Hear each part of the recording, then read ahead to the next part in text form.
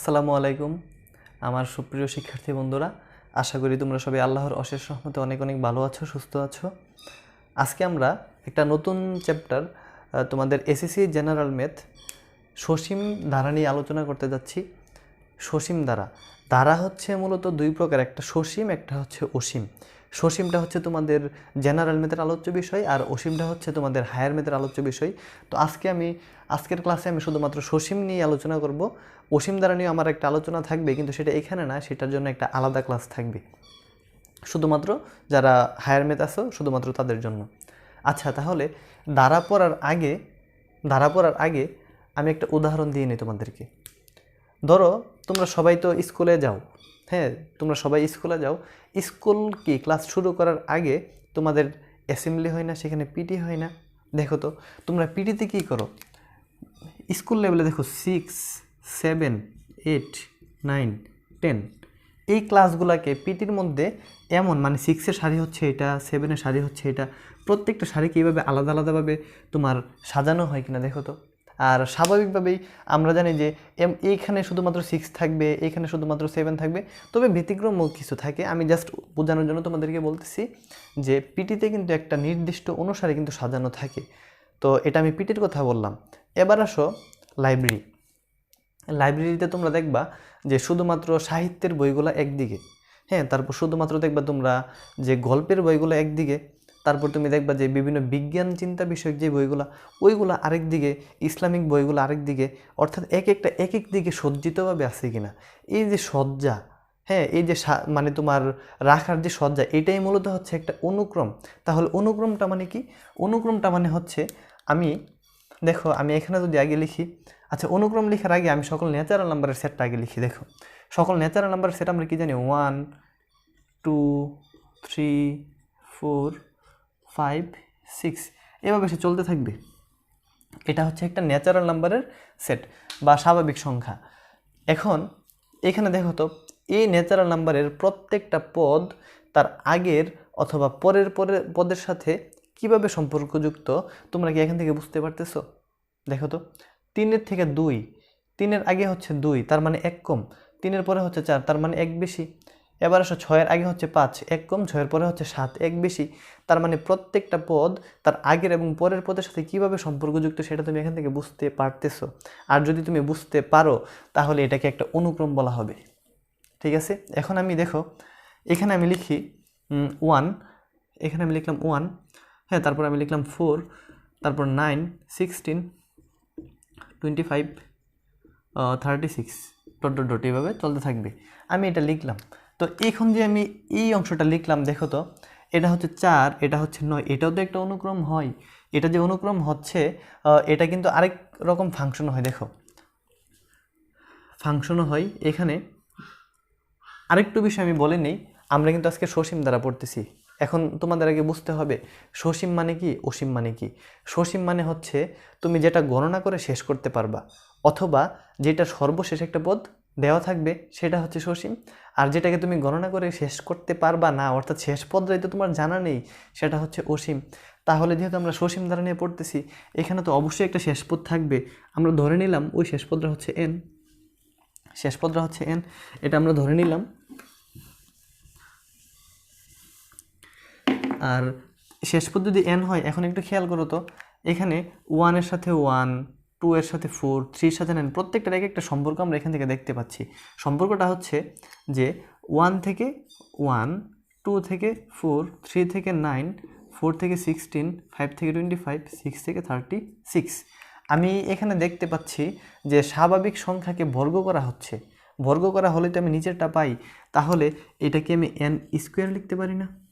এটা তো একটা ফাংশনও হয় যে function of n is equal two n square, যেখানে n বিলংস টু n মানে কি, n-এর যে মানগুলো আমি এখানে নিতেছি সকল মান কার মধ্যে বিদ্যমান? এই যে ন্যাচারাল নাম্বারের মধ্যে বিদ্যমান, বা সকল বাস্তব সংখ্যার মধ্যে বিদ্যমান। তাহলে এটা হচ্ছে একটা অনুক্রম। এভাবে আমি আরও অনেক অনুক্রম লিখতে পারি। ধরো আমি একটা অনুক্রম লিখলাম এখানে 2, 4, 6, 8, 10, দেখো এইভাবে চলতে আসি কত পর্যন্ত? n। শেষ পদ কিন্তু একটা অবশ্যই থাকবে, যদিও তোমাদের হায়ার ম্যাথের মধ্যে শেষ পদ থাকবে না, কারণ সেখানে হচ্ছে অসীম দ্বারা। সসীম হলে অবশ্যই একটা শেষ পদ থাকবে n। এটা হচ্ছে একটা অনুক্রম। এবার এই অনুক্রমটাকে যদি আমি এই মাইনাসগুলা উঠিয়ে ফেলি, এই মাইনাসগুলো যদি আমি উঠিয়ে যদি আমি এখানে একটা করে প্লাস চিহ্ন বসিয়ে দিই, দেখো তো আমি মাইনাস চিহ্ন উঠিয়ে প্লাস চিহ্ন বসিয়ে দিলাম, এই মুহূর্তে সে একটা কি হয়ে গেল, এই মুহূর্তে এটাও প্লাস হবে, এই মুহূর্তে সে হয়ে গেল একটা ধারা। যেহেতু তার শেষ পদ বিদ্যমান, এই কারণে এটাকে আমরা বলবো সসীম।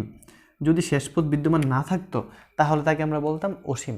এখন তোমাদের প্রশ্ন আসতে পারে যে আমি কমার পরিবর্তে প্লাস দিয়ে দেওয়াতে সে ধারা হইল, আমি যদি প্লাসের পরিবর্তে মাইনাস দিই তাহলে সে কী হবে, মাইনাস দিলেও ধারা হবে। তবে ম্যাক্সিমাম কাজগুলো আমরা প্লাসের সাহায্যে করি, তোমাদের বইয়ে ডাইরেক্টলি শুধুমাত্র প্লাসের কথাটাই বলা আছে।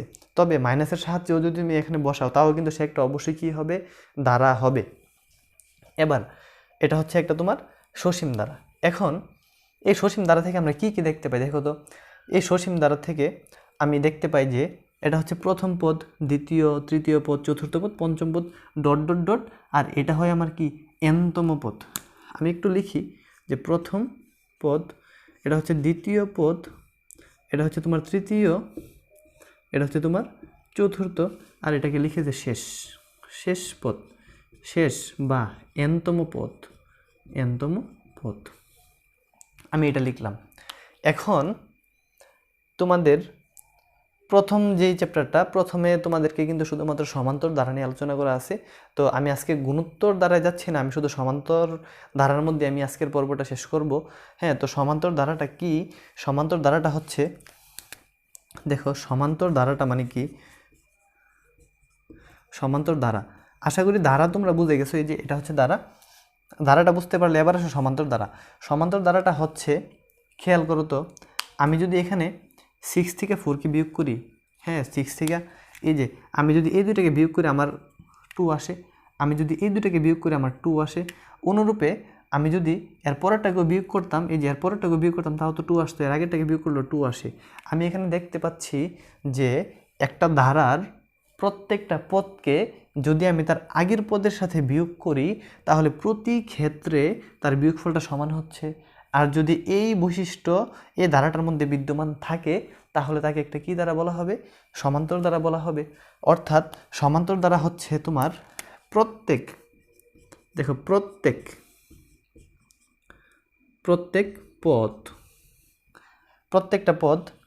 আলাদা আলাদা পদ, সরি এটা প্রত্যেক পদ না, প্রত্যেক আলাদা পদ লিখি আমি, তাহলে তোমাদের বুঝতে আর একটু সুবিধা হবে। প্রত্যেক আলাদা পদ বিয়োগ তার পূর্বের পদ ইকুয়াল টু সমান।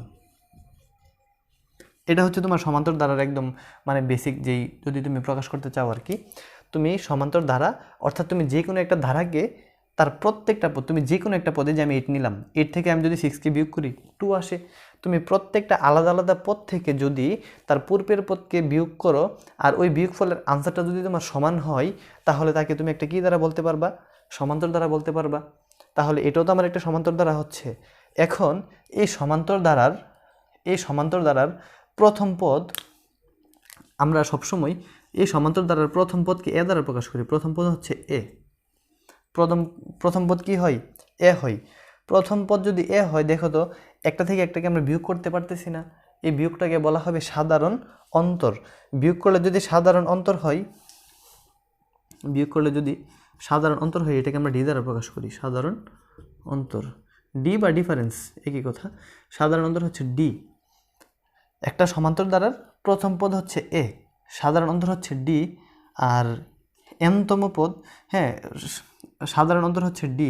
আচ্ছা, এনতম পদের কোনো দরকার নেই, কারণ সর্বশেষ পদ তো এন থাকবে বা যে কোনো একটা পদ থাকবে, আমরা জানি যে শেষ পদরাই এন। এখন যদি এই এনতম পদের মানটা আমাদেরকে বের করতে বলে, বা এই ধারাটার একটা সাধারণ একটা শেপ প্যাটার্ন হবে, তোমরা দ্বিপদী বিস্তৃতির মধ্যে পড়ছিলা যে প্রত্যেকটা তোমার পদের কিন্তু একটা সাধারণ আকার আছে, ওইখানে r+1তম পদ, তোমরা যারা হায়ার ম্যাথ তারা ওইখানে পড়ছো। তো এখন আমি যদি এই ধারাটার একটা সাধারণ আকার লিখি, আমি এখান থেকে লিখতে পারি তার সাধারণ পদরা হবে, তার সাধারণ পদরা হবে a plus n minus one into D. এটা হবে তার সাধারণ পদ। এটা যদি তার সাধারণ পদ হয়, এখন আমি এটাকে একটু এক্সপ্লেন করি। এটা যদি তার সাধারণ পদ হয়, আমি দেখি তো যে এখান থেকে আমি কি পাই। সাধারণ পদ যদি আমার a plus n minus one into D হয়, তার মানে প্রথম পদ মানে কি, প্রথম পদ হবে আমার যে প্রথম পদ হবে a plus one minus one into D equal to A. প্রথম পদ আমার এ হচ্ছে। এবার দেখো তো আমি দ্বিতীয় পদ কি পাই। দ্বিতীয় পদ আমার হয় যে a plus two minus one into D equal to A plus D. অনুরূপে আমি কি তৃতীয় পদ এভাবে লিখতে পারি যে a plus three minus one into D বা a প্লাস টু ডি। আমার তো এটাই আসে। দেখো প্রথম পদ এ, দ্বিতীয় পদ a প্লাস ডি, তৃতীয় পদ a প্লাস টু ডি। তো এটা থেকে আমি কি বুঝতে পারতেছি, যে nতম পদের কোনো একটা সমান্তর দ্বারা যদি আমাদের দেয়া থাকে, তাহলে ওই nতম পদের তোমার মানটা কত হবে সেটা কিন্তু আমরা খুব সহজে এখান থেকে বের করে নিতে পারবো। সমষ্টিতে আমি এখনও আসতেছি না, একটু পর, মানে এটা ক্লিয়ার হওয়ার পরেই কিন্তু আমরা সমষ্টি শুরু করতে যাচ্ছি। তাহলে দেখো এই হলো আমার সমান্তর দ্বারার বেসিক সূত্র। এখন ছোট্ট দুইটা এক্সাম্পল দেখি। আচ্ছা, এক্সাম্পল দেখার আগে তোমাকে মনে করো, তোমাকে বলা আছে যে কোনো ধারার, তোমাকে বলা হচ্ছে যে কোনো ধারার প্রথম পদ ইকুয়াল টু 3,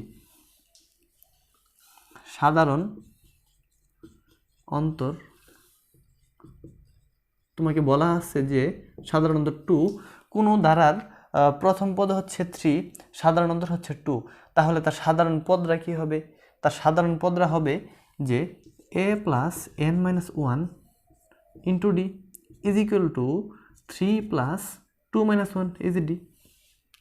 3 প্লাস না, এটা 3 প্লাস ডি না, তোমার এটা হবে 3 plus n minus one into two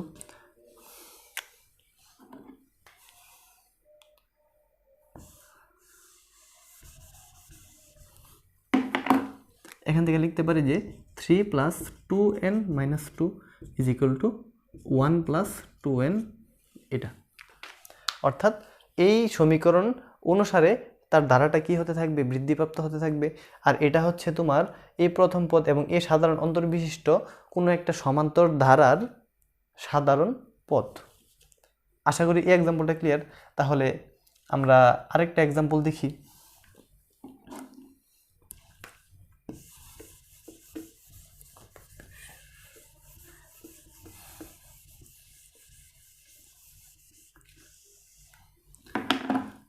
ধরো তোমার একটা ধারা এখানে দেওয়া আছে যে 2 plus 4 plus 6 plus 8 plus dot dot dot. একটু একটা বিষয় খেয়াল করো তো, এভাবে সে চলতে চলতে এক সময় তার একটা পদের মান, হ্যাঁ, এক সময় চলতে এখানে 2 4 6 8 এক সময় এটা কি প্লাসের 20 আসবে না? এটা 20 আসলো কি না?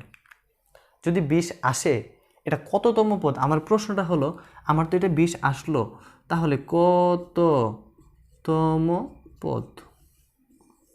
আমার কততম পদ 20 হবে? আমার কততম পদ 20 হবে। কোনো একটা ধারার যদি শেষ পদ দেওয়া থাকে 20, তাহলে এভাবে দেখো 1 2 3 4 5 6 এভাবে গুনতে কততে গিয়ে সে 20-এর মধ্যে পড়বে।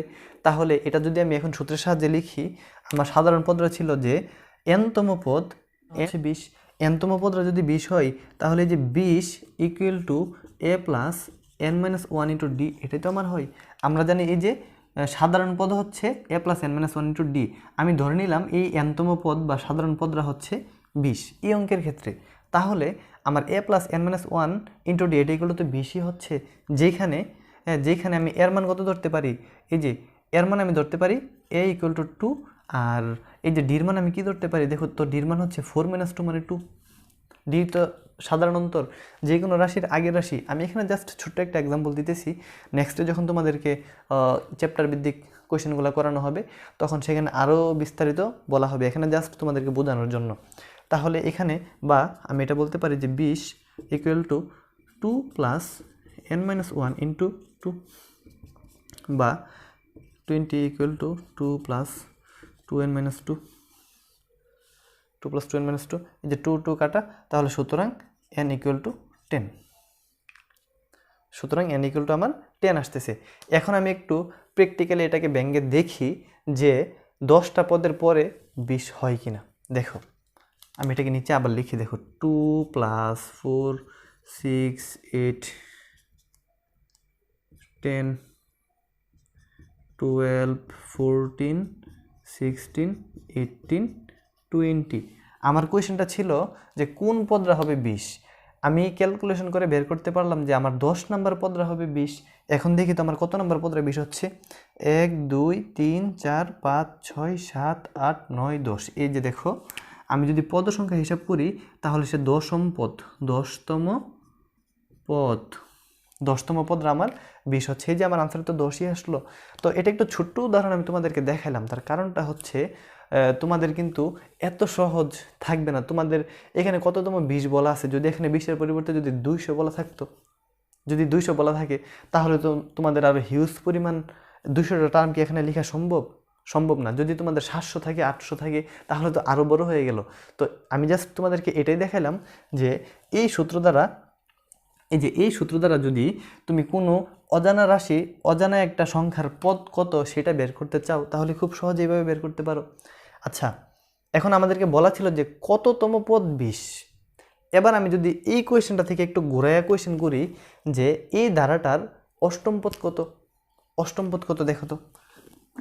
এই কোয়েশ্চেনটাকে আমি একটু ঘুরাই যে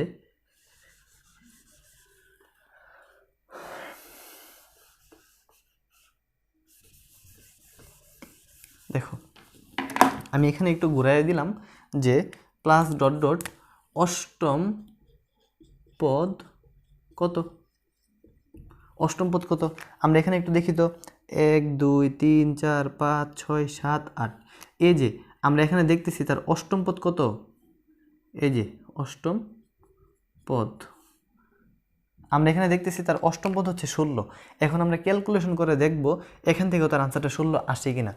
দেখো এর মান হচ্ছে 2 প্লাস n এর মান হচ্ছে 8 - 1, d এর মান হচ্ছে 2। এই যে এই সমীকরণ থেকে প্লাস 2 প্লাস 8 - 1 হচ্ছে 7 × 2। দেখো তো 7 × 14, 2 + 14 = 16। এই যে 16 চলে আসলো।